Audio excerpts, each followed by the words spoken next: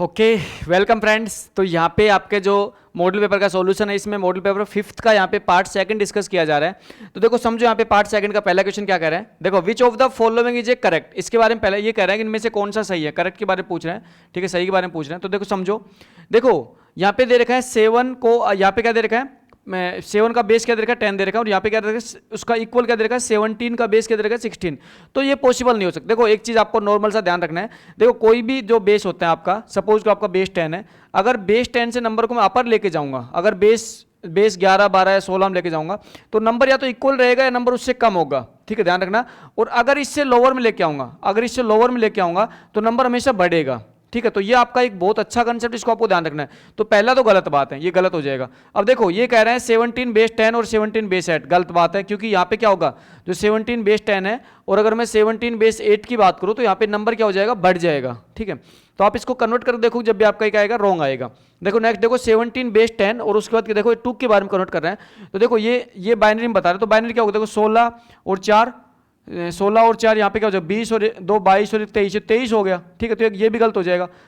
देखो लास्ट देखो 16 और 1 17, ये बिल्कुल सही है। तो D is the right answer. आपसे करेक्ट पूछा है तो इजी क्वेश्चन है यहाँ पे, और आपसे करेक्ट पूछा है तो D is the right answer.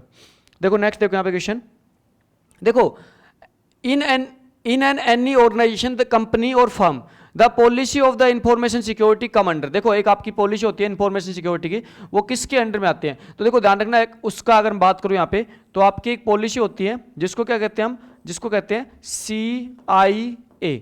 तो देखो यहाँ पे सी का मतलब होता है कॉन्फिडेंशियलिटी, सी का मतलब होता है कॉन्फिडेंशियलिटी, ठीक है, इसका मतलब कॉन्फिडेंशियलिटी। या ई का मतलब, आई का मतलब होता है इंटीग्रिटी, आई का मतलब होता है इंटीग्रिटी, और एक का मतलब होता है यहाँ पे अवेलेबिलिटी। एक का मतलब क्या होता है यहाँ पे, अवेलेबिलिटी। और तीनों से मिलकर यहाँ पे क्या बनता है, CIA। क्या बनता है, CIA। तो देखो यहाँ पे कोई भी जो हमारी कंपनी होती है, फर्म होती है, वहाँ पे जो सिक्योरिटी पॉलिसी है वो CIA के अंडर में आती है। किसके अंडर में आती है, CIA, कॉन्फिडेंशियलिटी, इंटीग्रिटी और अवेलेबिलिटी, ठीक है। तो CIA के अंडर में आती है। नेक्स्ट देखो यहाँ पे, देखो IEEE 802.5 के बारे में पूछा है। तो देखो IEEE 802.5 आपको किसके लिए बनाया गया है, टोकन रिंग के लिए बनाया गया है। देखो समझो यहाँ पे IEEE जो आपके स्टैंडर्ड है वो क्या होते हैं। देखो आपकी जो टोपोलॉजी होती है 2 पार्ट में डिवाइड होती है, एक तो होती है फिजिकल, एक होती है लॉजिकल। तो देखो यहाँ पे जो लॉजिकल टोपोलॉजी है, देखो ये एक लॉजिकल टोपोलॉजी है, इसका मतलब है कि ये एक आपका प्रोग्राम है, ठीक है। तो यहाँ पे क्या होता है, यहाँ पे बताया जाता है कि भाई यहाँ पे जो IEEE 802.5 है, ये आपका बताता है कि जब टोकन रिंग के अंदर जब कोई भी आप डेटा ट्रांसफर करोगे तो वहाँ पे कौन कौन से रूल आपको डिफाइन करने पड़ेंगे, तो वो रूल इसके अंदर डिफाइन किए गए, ठीक है। तो यहाँ पे टोकन रिंग के लिए बनाया गया। ओके, राइट आंसर क्या होगा, C is the right answer. देखो नेक्स्ट देखो, DT tag is design to fit a single line. बिल्कुल सही बात है, DT टैग है ना, वो सिंगल लाइन के लिए काम करता है, ठीक है, वेब पेज में। जबकि अच्छा उसके बारे में DD टैग, देखो DD टैग क्या होता है, आपके फुल पैराग्राफ। तो DD टैग को किसके लिए यूज किया जाता है, फुल पैराग्राफ के लिए यूज किया जाता है, ठीक है। DT आपके सिंगल लाइन के लिए, DD आपके फुल पैराग्राफ के लिए यूज होता है। देखो नेक्स्ट देखो यहाँ पे, देखो which of the following are the type of cascading style sheet. ये कह रहा है कैस्केडिंग स्टाइल शीट, CSS के टाइप के बारे में पूछा है। तो देखो CSS क्या होता है आपका, इनलाइन होता है, इंटरनल होता है और एक्सटर्नल होता है, ठीक है। तो देखो यहाँ पे राइट आंसर क्या होगा, देखो राइट आंसर क्या हो जाएगा, D is the right answer. क्या क्या होगा, इनलाइन होता है हमारा, इंटरनल होता है और आपका एक्सटर्नल होता है। तो तीन टाइप के आप CSS यूज करते हो, इनलाइन, इंटरनल और एक्सटर्नल, ठीक है। तो राइट आंसर क्या होगा, D is the right answer. देखो नेक्स्ट क्वेश्चन देखो which of the following is true. देखो यहाँ पे ट्रू के बारे में पूछा है, यहाँ पे कह रहा है which of the following is true to open a link in a new browser window. ये कह रहा है कि आपको न्यू ब्राउजर विंडो में कोई भी एक लिंक ओपन करना है, तो इसमें सत्य कौन सा है। तो देखो लिंक ओपन करने के लिए क्या होता है आपका, देखो यहाँ पे समझो, देखो अच्छा एक मिनट यहाँ पे समझो, देखो न्यू लिंक ओपन करने के लिए यहाँ पे देखो होता तो यहाँ पे क्या है कि आपका जो मेनली जो आपका रियल में जो होता है वो होता है HREF इक्वल टू, यहाँ पे आपका URL दिया जाता है, ठीक है। उसके बाद में यहाँ पे टारगेट में, देखो यहाँ पे आपके टारगेट में क्या होता है, टारगेट में यहाँ पे क्या रखा जाता है, ब्लैंक है, टारगेट में ब्लैंक रखा जाता है, ठीक है। ये आपका रियल में ये होता है, आपका टारगेट में क्या रखा जाता है, न्यू ब्राउजर विंडो के लिए आपके टारगेट में क्या होता है, ब्लैंक होता है, ठीक है। अच्छा यहाँ पे URL दिया जाता है, तो यहाँ पे राइट आंसर क्या होगा, न्यू तो नहीं होता, टॉप भी नहीं होता, सेल्फ भी नहीं होता, ब्लैंक होता है। तो ये देखो यहाँ पे आपका एच मिस है, टाइपिंग मिस्टेक वजह से यहाँ पे आपका एच मिस है, तो आपका ए इसका राइट आंसर हो जाएगा। यहाँ पे आपका एच और आ जाएगा, ठीक है। ये आपका हो जाएगा HREF, ठीक है, क्योंकि न्यू नहीं होता, आपका ब्लैंक होता है ना टारगेट में, तो आपको यहाँ पे क्या हो जाएगा, यहाँ पे A is the right answer. Okay next देखो यहाँ पे, देखो which of the following is the correct JavaScript syntax to display hello word. ठीक है, हेलो वर्ड को डिस्प्ले करने के लिए आपको जावा स्क्रिप्ट सिंटैक्स पूछा है, कौन सा सही है। ठीक है, तो देखो कोई भी स्टेटमेंट मुझे प्रिंट करना है या फिर मुझे कोई भी स्टेटमेंट डिस्प्ले करना है, तो जावा स्क्रिप्ट में कैसे लिखते हैं, डॉक्यूमेंट्स डॉट राइट के द्वारा लिखते हैं। तो देखो सबसे पहले देखो डॉक्यूमेंट डॉट राइट कहाँ पे, देखो ये रहा डॉक्यूमेंट डॉट राइट, और इसके अंदर आपका जो भी आपको डिस्प्ले करवाना है उसको आपको यहाँ पे जो आपका इन्वर्टेड कॉमा उसके अंदर आप प्लेस करते हो। ठीक है, तो C is the right answer. Documents dot write, देखो कोई भी डॉक्यूमेंट्स को डिस्प्ले करवाने के लिए, कह सकता हूं कोई भी जो आपका मैसेज है उसको डिस्प्ले करवाने के लिए डॉक्यूमेंट डॉट राइट यहाँ पे आपका ऑलरेडी प्री डिफाइंड मेथड है, और उसके अंदर आपको पैरेंथेसिस के अंदर आपको जो मैसेज पास करना है, जो मैसेज आपको डिस्प्ले करवाना है। ठीक है, तो C is the right answer. देखो नेक्स्ट देखो द वर्ड फॉर्मेट, देखो कह रहे हैं the word format in formal language means, देखो ये कह रहे हैं देखो वर्ड फॉर्मेट, फॉर्मेट आपके फॉर्मल लैंग्वेज में क्या होता है। ठीक है, तो देखो इसको नॉर्मल अगर हिंदी लैंग्वेज से देखें तो देखो यहाँ पे समझो कि यहाँ पे कहना क्या चाह रहे हैं। देखो देखो औपचारिक भाषाओं के प्रारूप शब्द का अर्थ क्या है। ठीक है, तो देखो इसका मतलब है कि यहाँ पे देखो इसका मतलब ये होता है कि यहाँ पे only the form of the string of the symbol is significant. तो यहाँ पे आपके क्या होता है, केवल प्रतीकों की स्ट्रिंग का रूप महत्वपूर्ण होता है। ठीक है, इसका मतलब है only the string of the symbol is significant, ये आपका राइट आंसर है। तो C is the right answer. Okay, देखो नेक्स्ट देखो यहाँ पे, नेक्स्ट कह रहा है which of the following statement is are true regarding Java servlet. ये कह रहा है जावा सर्वलेट में इसमें से कौन सा स्टेटमेंट सही है। देखो ये Java servlet is a server side component, Java servlet एक सर्वर साइड कंपोनेंट होता है, बिल्कुल सही बात है। To run the web server, सही बात है, वेब सर्वर रन करता है। And extend the capability of server, ये मतलब सर्वर की कैपेबिलिटी का एक्सटेंड करता है। ठीक है भाई, जो आपका जावा सर्वलेट होता है सर्वर साइड पे रन करके आपके वहाँ पे सर्वर पे काम करता है। ये स्टेटमेंट आपका राइट है, ये राइट हो जाएगा। The servlet can use to user interface like as AWT और स्विंग, नहीं ये गलत बात है। AWT क्या होता है, एब्स्ट्रैक्ट विंडो टूल किट होता है ना, जैसे आपको नॉर्मल आपको जो डेस्कटॉप प्रोग्रामिंग करते हो, तो डेस्कटॉप प्रोग्रामिंग आप बटन बनाते हो, आप चेकबॉक्स बनाते हो, सारे के सारे बनाने के लिए क्या करते हो, AWT यूज करते हो, स्विंग यूज करते हो। ठीक है, स्विंग इसमें ग्राफिक्स में थोड़ा अच्छा होता है AWT से। ठीक है, तो ये तो आपके विंडो एप्लीकेशन के लिए काम आते हैं दोनों, तो ये किस पे, ये आपके सर्वलेट के साथ काम नहीं करते। तो यहाँ पे आपका स्टेटमेंट, आपके ए ही स्टेटमेंट राइट है, तो only A is the true, तो ए यहाँ पे ट्रू है, सिर्फ ए यहाँ पे ट्रू है। देखो नेक्स्ट समझो यहाँ पे, विच of the following statement is not correct, इनमें से कौन सा स्टेटमेंट करेक्ट नहीं है। HTML is not a screen precise formatting language, सही बात है, स्क्रीन प्रिसाइज फॉर्मेटिंग लैंग्वेज नहीं होती है। अच्छा, आपको पूछा है नॉट करेक्ट, तो ये तो करेक्ट है, ये तो सही, ये तो करेक्ट है, नॉट करेक्ट पूछा आपसे। HTML डज नॉट स्पेसिफाई के लॉजिक, नहीं है HTML के अंदर लॉजिक स्पेसिफाई नहीं होता है, क्योंकि प्री डिफाइंड मार्कअप लैंग्वेज होती है।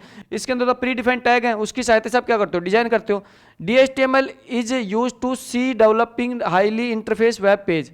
अच्छा, यूज फॉर, अच्छा देखो यहाँ पे देखो ये है DHTML dynamic hypertext markup language use for developing highly interactive web page, ये सही बात है। आपके DHTML होता है वो आपके क्या करती है, वेब पेज को डेवलप करती है। अच्छा, HTML is a programming language, ये गलत बात है। HTML क्या आपकी मार्कअप लैंग्वेज है, HTML क्या आपकी मार्कअप लैंग्वेज है। कैसी लैंग्वेज है, आपकी मार्कअप लैंग्वेज, आपकी प्रोग्रामिंग लैंग्वेज नहीं है, आपकी कैसी है, मार्कअप लैंग्वेज है। तो यहाँ पे डी इसका राइट आंसर हो जाए, क्योंकि आपसे क्या पूछा है, नोट करेक्ट के बारे में पूछा है, तो D is the right answer. Okay next देखो यहाँ पे, देखो नेक्स्ट समझो, which of the following tag in HTML is use to surround information such as the signature of person who create the page. अच्छा, ये कह रहे हैं कि HTML के अंदर भाई जो भी आपके पर्सन, जो पर्टिकुलर जो पर्सन होता है अपनी इन्फॉर्मेशन देना चाहता है, वो कहाँ पे देता है, तो यहाँ पे कौन सा टैग होता है, एड्रेस टैग होता है। कौन सा टैग होता है, एड्रेस, जिसके अंदर वो आपकी इन्फॉर्मेशन को इनबिल्ट करता है। ठीक है, तो एड्रेस टैग होता है यहाँ पे। ओके नेक्स्ट देखो यहाँ पे, देखो which one of the following is not a networking device. अच्छा, नेटवर्किंग डिवाइस के बारे में पूछा तो राउटर तो भाई होता है आपके नेटवर्क लेयर पे काम करता है, राउटर आपका होता है नेटवर्क लेयर पे काम करता है। ठीक है, स्विच भी आपका होता है डेटा लिंक लेयर पे काम करता है, किस पे काम करता है, डेटा लिंक लेयर पे। हब भी आपका होता है फिजिकल लेयर पे काम करता है, किस पे काम करता है, फिजिकल लेयर पे। CPU नहीं होता, CPU सेंट्रल प्रोसेसिंग यूनिट आपके कंप्यूटर का पार्ट होता है। ठीक है, तो CPU नहीं होता नेटवर्क डिवाइस में, D is the right answer. देखो यहाँ पे कह रहा है the data store hierarchy consist of, ये देखो डेटा स्टोर की हिरार्की बता रहा है। तो देखो समझो आपका डेटा स्टोर की हिरार्की क्या होती है। देखो सबसे पहले आपका बिट्स होता है, फिर आपका क्या होता है, बिट्स से मिलकर क्या बनता है, बाइट्स बनता है, फिर आपकी क्या बनती है, फील्ड्स बनती है, फिर आपकी क्या बनती है, रिकॉर्ड्स बनते हैं, फिर आप क्या बनते हैं, रिकॉर्ड्स, फिर आप क्या बनती है, रिकॉर्ड्स के बाद आप क्या बनती है भाई, रिकॉर्ड्स से मिल क्या बनती है, फाइल्स बनती हैं, और फिर आप क्या बनता है, डेटाबेस बनता है। तो तो ये आपका वैलिड सीक्वेंस है, ये आपका वैलिड। अब देख लो, मैच कर लो, bit byte field record file database पहले हो जाएगा, यही राइट आंसर हो जाएगा, ठीक है। तो ये आपका वैलिड सीक्वेंस है, इसको मैच कर लो, तो आपका राइट आंसर क्या हो जाएगा, यही हो जाएगा। ओके, अब देखो नेक्स्ट समझो यहाँ पे, देखो random access memory RAM a form of computer storage is memory. अच्छा, रैंडम रैम किस टाइप की होती है आपकी, वोलेटाइल होती है। वोलेटाइल मतलब क्या होता है, जब तक पावर ऑन है तब तक इसका डेटा रिटेन है इसके अंदर, इसका डेटा तब तक एग्जिस्ट करेगा जब तक पावर ऑन है, जैसे ही पावर ऑफ इसका डेटा हट जाएगा, क्या है, वोलेटाइल मेमोरी है। ओके, अच्छा नेक्स्ट देखो यहाँ पे, in computer network HTTP is a referred to as a stateless protocol as server do not maintain any information. सही बात है भैया, HTTP आपका स्टेटलेस होता है जो सर्वर इन्फॉर्मेशन मेंटेन नहीं करता है।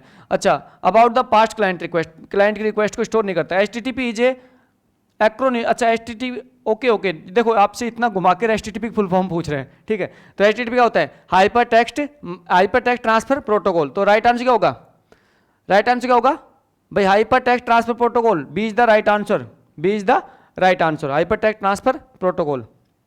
अच्छा, identify the IP address from the following. अच्छा, आईपी एड्रेस को आइडेंटिफाई करवा रहा है, तो आईपी एड्रेस भाई 300 नहीं हो सकता, गलत बात है, क्योंकि आईपी एड्रेस रेंज क्या होती है आपकी, 0 से लेके 255 होती है। ये रेंज क्यों होती है, क्योंकि प्रत्येक ऑक्टल होता है, देखो यहाँ पे जो आपका होता है, तो आपका प्रत्येक जो ऑक्टल होता है, इसका मतलब जो 8 बिट है, 8 बिट के अंदर मैक्सिमम 0 से 255 ही रिप्रेजेंट कर सकते हैं, ठीक है। अच्छा 200 302 ये भी नहीं हो सकता। अच्छा, यहाँ पे क्या कर दिया भाई, अच्छा यहाँ पे ये दोनों हो सकते हैं, फिर दोनों सेम कैसे दे दिए ऑप्शन। अच्छा, इसका आपका मॉडल पेपर में चेक करना, ये शायद टाइपिंग मिस्टेक बाद में गलत हुआ, ये बाद में टाइपिंग मिस्टेक से गलत हुआ है। ये आपके मॉडल पेपर में शायद यहाँ पे @ दे रखा होगा एक में, है ना। तो यहाँ पे मेरे हिसाब से आप देख लेना, राइट आंसर इसका क्या हो जाएगा, ये हो जाएगा, क्योंकि यहाँ पे तो आपके यहाँ पे मेरे सामने दोनों ऑप्शन क्या सेम आ रहे हैं, ठीक है। तो एक बार आप मॉडल पेपर में यहाँ पे मैच कर लेना, तो यहाँ पे एक में शायद @ दे रखा है, तो वो आपका नहीं होगा। आपका राइट आंसर क्या होता है, देखो आपका जो भी आईपी एड्रेस होता है, अगर मैं आईपी एड्रेस की फॉर्मेट की बात करूँ, देखो आईपी एड्रेस की अगर मैं फॉर्मेट की बात करूँ, तो ध्यान रखना, अगर मैं डॉटेड डेसिमल रिप्रेजेंट करूँ, तो यहाँ पे क्या होता है, जैसे आपके 0 से 255 के बीच में, 0 से 255 के बीच में कितने क्या होते हैं, देखो 0 से 255 के बीच में यहाँ पे कितने क्या होते हैं आपके, टोटल नंबर 4 डॉटेड डेसिमल होता है, ठीक है। Total number of 4 dotted decimal होता है, और जिसकी रेंज क्या होती है, 0 से 255 बीच में होती है। जैसे आपका आईपी एड्रेस का एग्जांपल हो सकता है भाई 128.19.20.201, ये आपका वैलिड आईपी एड्रेस है, ठीक है। इस टाइप का आपका आईपी एड्रेस वैलिड होता है। देखो ना, which of the following is not the same as the other 3। अच्छा, कह रहे हैं इनमें से अदर 3 में से सेम कौन सा नहीं है। अच्छा देखो, MAC address, media access control address, hardware address, physical address, देखो ये तीनों तो सेम ही होते हैं, ये तीनों तो सेम ही होते हैं। तो आईपी एड्रेस क्या होता है आपका, लॉजिकल एड्रेस होता है। आप क्या होता है, लॉजिकल एड्रेस होता है। तो इसका मतलब जब भी आपका कंप्यूटर इंटरनेट की सर्विस को एक्सेस करता है, तो आपके कंप्यूटर को ग्लोबली यूनिक एड्रेस असाइन किया जाता है, जिसको हम कहते हैं आईपी एड्रेस, जो क्या होता है आपका लॉजिकल एड्रेस होता है, ठीक है। नेक्स्ट देखो यहाँ पे, देखो द साइज ऑफ के map depend on the number of. अच्छा कह रहा है के मैप की साइज किस पे डिपेंड करती है, तो आपकी के मैप की साइज भाई की इनपुट वेरिएबल डिपेंड करती है कि आपकी इनपुट वेरिएबल कितनी है, उसके हिसाब से आप के मैप की साइज डिफाइन की जाती है, ठीक है। नेक्स्ट देखो यहाँ पे, देखो DHCP स्टैंड फॉर, DHCP क्या होता है, डायनेमिक होस्ट कॉन्फ़िगरेशन प्रोटोकॉल। अच्छा राइट आंसर क्या होगा, डायनेमिक होस्ट कॉन्फ़िगरेशन प्रोटोकॉल। तो राइट आंसर क्या हो जाएगा इसका, dynamic host configuration protocol, B is the right answer, dynamic host configuration protocol, B is the right answer. देखो नेक्स्ट देखो यहाँ पे, which type of computer use 8 bit code called EBCDIC। अच्छा कौन से टाइप का कंप्यूटर है जो 8 बिट आपके EBCDIC को यूज करता है, extended binary code decimal information interchange, ठीक है। इसकी फुल फॉर्म होती है extended binary code decimal information interchange. अच्छा तो आपको देखो, आपका जो मेन फ्रेम कंप्यूटर होता है वो आपके EBCDIC के 8 बिट कोड को यूज करता है, ठीक है। नेक्स्ट देखो यहाँ पे, देखो द प्रोटोकॉल डेटा यूनिट, अच्छा PDU for the application layer in the internal stack. अच्छा PDU क्या होता है, PDU आपका एक मैसेज होता है, PDU क्या होता है आपका, ध्यान रखना मैसेज होता है, ठीक है। सेगमेंट कहाँ पे होता है आपका, सेगमेंट आपके ट्रांसपोर्ट लेयर में, फ्रेम कहाँ पे होती है आपकी डेटा लिंक लेयर में, और डेटाग्राम मतलब आपके कहाँ पे होती है, ट्रांसपोर्ट लेयर में। तो जो सेगमेंट होता है वो तो किसके लिए होता है, TCP के लिए होता है, और जो डेटाग्राम होता है किसके लिए होता है, UDP के लिए होता है, ठीक है। ये दोनों किसके हैं, ये दोनों किसके हैं, ट्रांसपोर्ट लेयर के हैं, ये दोनों किसके हैं, ट्रांसपोर्ट लेयर के हैं, ठीक है। और जो आपका PDU होता है वो क्या होता है, मैसेज होता है आपका, ठीक है। नेक्स्ट देखो यहाँ पे, देखो a binary tree has an leaf node, the number of node of degree 2, देखो बाइनरी ट्री में अगर n लीफ नोड है तो डेफिनेटली आपके डिग्री 2 के नोड कितने होंगे, n-1 होंगे। ठीक है, बहुत ईजी क्वेश्चन है। ठीक है, नेक्स्ट देखो यहाँ पे, देखो the minimum and maximum value for you can save auto recovery. अच्छा, ऑटो रिकवरी के लिए मिनिमम और मैक्सिमम वैल्यू, देखो मिनिमम तो आपकी 1 मिनट हो सकती है, मैक्सिमम आपकी 120 मिनट हो सकती है। तो राइट आंसर क्या होगा, A is the right answer. तो मिनिमम आपकी 1 और मैक्सिमम आपकी 120 मिनट हो सकती है ऑटो रिकवरी के लिए। ठीक है, नेक्स्ट देखो यहाँ पे, देखो what symbol is use to enter a number in text. अच्छा, कोई भी नंबर को टेक्स्ट में एंटर करना है, सपोज करो मैं क्या कर रहा हूँ, जैसे मैं 97 को एंटर कर रहा हूँ टेक्स्ट में, तो क्या लगाऊंगा, सिंगल इन्वर्टेड कॉमा लगाऊंगा। तो राइट आंसर क्या होगा, A is the right answer. आपके सिंगल इन्वर्टेड कॉमा होते हैं, है ना, सिंगल इन्वर्टेड कॉमा को लगाया जाता है, A is the right answer. देखो what is the postfix form of the expression is the prefix. अच्छा, प्रीफिक्स आपको एक्सप्रेशन गिवन है, आपसे पोस्ट फिक्स पूछी है, A B minus C D. अब देखो पहले तो इसको चेंज करो, पहले इसको इन फिक्स में लेके आओ। ठीक है, अच्छा देखो इसको इसके साथ लगाओ, इसको इसके साथ लगाओ, इसका मतलब है ए को मल्टीप्लाई बी से करो और यहाँ पे सी को माइनस करो सी से। अच्छा, अब बच गया ये, इनको इन दोनों, देखो ये आपका पहला ऑपरेंट, ये आपका दूसरा ऑपरेंट, ये पूरा पूरा, और ये बीच का ऑपरेटर, तो यहाँ पे बीच में लगा दो। ठीक है, यहाँ पे बीच में लगा दो। अब पोस्ट फिक्स में कन्वर्ट करो भाई से, पोस्ट फिक्स में क्या होगा, ए बी स्टार, ठीक है, सी डी माइनस, और जो बीच वाला है कहाँ चल जाएगा, आगे चल जाएगा, ये राइट आंसर होगा, A B star C D minus और स्टार। तो राइट आंसर क्या होगा, A is the right answer. देखो बहुत इजी सा कंसेप्ट होता है इनफिक्स प्रीफिक्स पोस्ट फिक्स का, बहुत इजी कंसेप्ट है, बहुत शानदार कंसेप्ट है। इसका क्वेश्चन आप एग्जाम में बहुत बार आता है, तो ध्यान रखना ये कंसेप्ट आपका गलत नहीं होना चाहिए। इसके ऊपर मैं सेपरेट एक वीडियो प्रोवाइड कर दूंगा, लेकिन क्वेश्चन गलत नहीं होना चाहिए, बहुत अच्छा कंसेप्ट का क्वेश्चन है। ठीक है, तो यहाँ पे दोस्तों जो आपको फ्री जो लेक्चर सीरीज यहाँ पे प्रोवाइड की जा रही है मेरे द्वारा, जो मॉडल पेपर का आपका सॉल्यूशन फ्री प्रोवाइड किया जा रहा है, तो डेफिनेटली आपके लिए बहुत हेल्पफुल होगा। तो प्लीज़ आप मुझे लाइक करके और मुझे कमेंट्स करके बताइए कि आपको ये वीडियो सीरीज कैसी लग रही है। ठीक है, तो यहाँ पे जो वीडियो सीरीज है ये आपके लिए मैं कम से कम, देखो मिनिमम टाइम आपका स्पेंड करते हो, मैं यहाँ पे आपको क्वेश्चन का सॉल्यूशन डिलीवर कर रहा हूँ। तो यहाँ पे मैं आपके लाइव क्लास में आपको इसलिए कंडक्ट नहीं करवा पा रहा हूँ क्योंकि लाइव क्लास में आपका टाइम ज़्यादा खराब होगा, और एग्जाम के पीक टाइम पे मुझे लाइव क्लास आपको जो टाइम खराब करना है वो मैं नहीं कर सकता।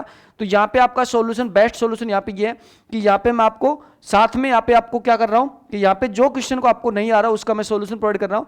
और दोस्तों यहाँ पे लास्ट के टाइम पे आपके लिए मैराथन क्लास का अरेंजमेंट किया जाएगा, जो कि आपका होल जो कंप्लीट सब्जेक्ट को एक 2 से 3 आवर्स की क्लास में एक पूरे के पूरे सब्जेक्ट को कवर किया जाएगा। ठीक है, तो प्लीज़ लाइक करके मुझे लाइक कीजिए और कमेंट्स करके मुझे बताइए कि ये सेशन आपको कैसा लगता है। और सपोर्ट करने के लिए आप देखो, आप कोई भी अगर आपको एरर है तो उसके लिए आप डायरेक्टली मुझे पर्सनल नंबर पे मैसेज कर सकते हो। ठीक है, और लाइक कीजिए और साथ में कमेंट्स करके मुझे बताइए। Okay, thank you so much.